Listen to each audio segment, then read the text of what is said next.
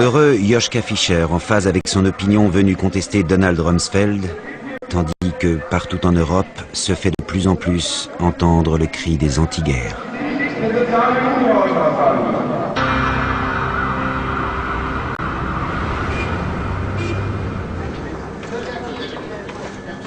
Le 14 février, Hans Blix est de retour devant le Conseil de sécurité. Et il entend bien répondre aux allégations faites par Colin Powell lors de la séance du 5 février. Colin Powell avait été envoyé là pour présenter toutes sortes de pistolets fumants. Nous les avons bien observés et j'ai trouvé que Colin Powell avait fait une très bonne présentation. Mais j'ai transmis le matériel à mes experts en leur demandant d'en faire une analyse et de me dire si c'était convaincant. Et comme ils sont revenus avec pas mal de commentaires critiques, j'ai eu le sentiment que je devais dire un mot là-dessus. I would like to comment only on one case which we are familiar with, namely the trucks identified by analysts as being for chemical decontamination at a munitions depot. We have noted that the two satellite images of the site were taken several weeks apart. The reported movement of munitions at the site could just as easily have been a routine activity as a movement of prescribed munitions in anticipation of imminent inspection. Our reservation on this point does not detract from the appreciation of the briefing. Nous sentons bien qu'il se passe quelque chose autour de la table. Et c'est pour cela que nous choisissons de dire aussi fortement, je choisis de dire aussi fortement, dans un texte que j'avais soigneusement préparé avec le président de la République, que la position de la France est une position qui sera une position de responsabilité, fidèle aux principes que nous y avions énoncés, qui avait bien deux visions de l'ordre international, et que nous pensions qu'il fallait être fidèle aux principes qui étaient les nôtres. Dans ce temple des Nations Unies, nous sommes les gardiens d'un idéal. Nous sommes les gardiens d'une conscience. La lourde responsabilité et l'immense honneur qui sont les nôtres doivent nous conduire à donner la priorité au désarmement dans la paix.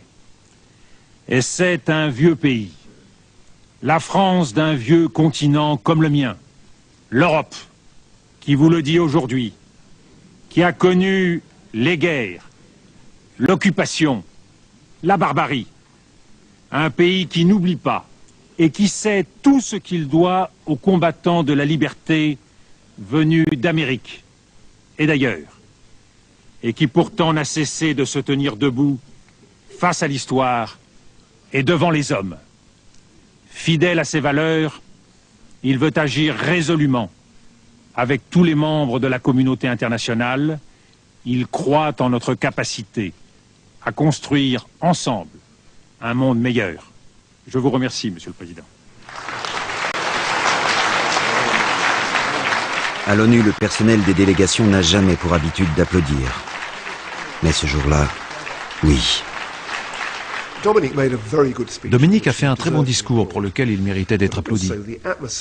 Mais l'atmosphère devenait franchement lourde.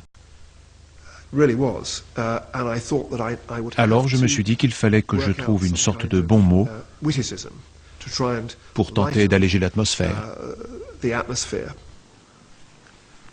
President, I speak on behalf of a very old country, founded...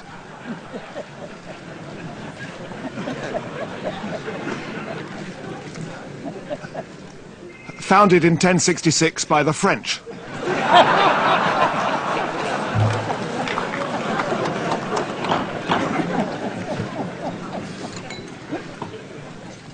Thank you. Par bonheur, ça a détendu l'atmosphère. Et ensuite, on m'a écouté. S'il a été écouté à l'ONU, Jack Straw n'a apparemment pas été entendu à Londres, qui connaît le lendemain la plus grande manifestation jamais vue dans la capitale britannique, tandis que le fameux dossier sur les armes de destruction massive est maintenant contesté de toutes parts. Ce jour-là, l'opinion publique mondiale rappelle qu'elle est aussi l'un des grands personnages de cette crise. Samedi 15 février, on défile massivement dans le monde entier contre la guerre. En Amérique latine, en Asie, en Europe, aux États-Unis même.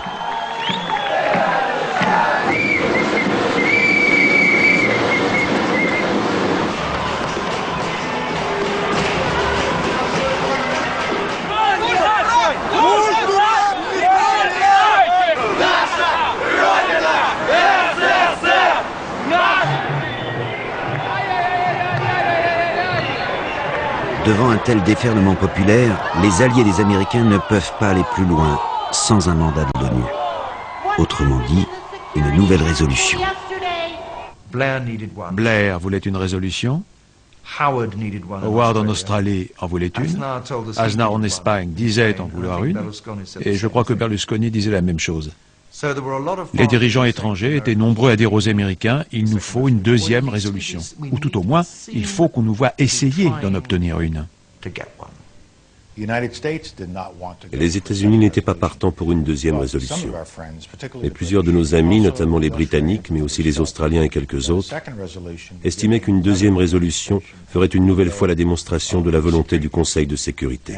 Ces amis nous ont donc poussés à demander une deuxième résolution, ce que nous avons essayé.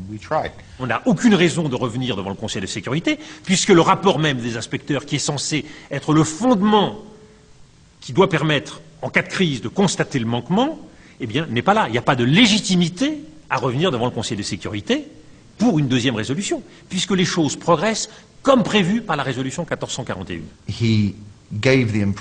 Il a donné l'impression, pour dire ça en termes charitables, qu'en aucun cas la France n'accepterait une deuxième résolution. Mais si c'était exclu par principe, pourquoi donc étions-nous tous en train de travailler alors que la position de la France avant la 1441 avait consisté à réclamer une deuxième résolution? Il y avait là une énorme contradiction. À l'ONU, qui dit résolution dit vote.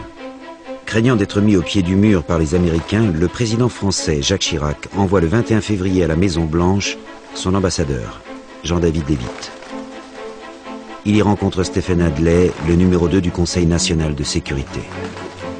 Mon message était destiné à dire, attention, qui dépose un projet de résolution, surtout quand ce sont les États-Unis, veut dire aller jusqu'au vote. Et mon message était, êtes-vous bien sûr d'avoir une majorité?